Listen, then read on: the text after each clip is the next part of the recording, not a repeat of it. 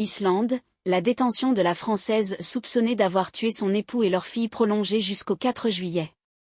Les deux victimes avaient été retrouvées mortes dans un hôtel de luxe de la capitale Reykjavik. La principale suspecte est détenue à l'hôpital. Elle est suspectée d'avoir commis un double meurtre dans un hôtel de luxe. La détention de la touriste française soupçonnée d'avoir tué son conjoint et leur fille le 14 juin pendant leurs vacances en Islande a été prolongée jusqu'au 4 juillet, a indiqué ce jeudi 26 juin à l'AFP la police islandaise.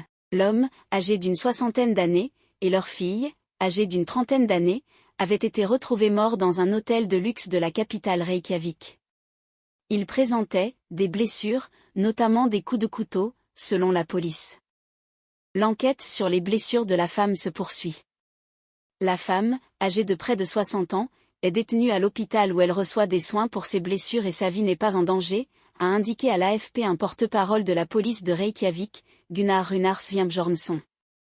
Sa détention a été prolongée de 2 semaines jusqu'au 4 juillet, a-t-il précisé. La suspecte peut être détenue pendant un maximum de 12 semaines sans que des poursuites soient formellement engagées contre elle. La police a refusé de se prononcer sur la nature des blessures de la femme.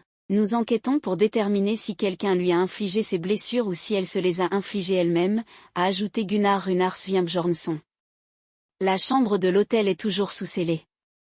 Les enquêteurs sont en contact avec la police irlandaise, où la famille habitait, ainsi qu'avec la police française. Un incident grave.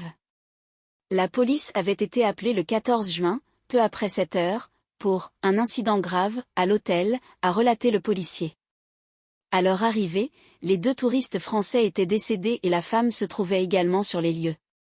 Les meurtres et les actes de violence mortelle sont rares dans cette île de l'Atlantique Nord, régulièrement classée en haut de l'indice mondial pour la paix, Global Peace Index, depuis son intégration au classement en 2008, avec un taux de criminalité très bas. Plusieurs fusillades et attaques à l'arme blanche, liées selon la police à des bandes criminelles, sont toutefois venues perturber ces dernières années l'habituelle quiétude de l'Islande.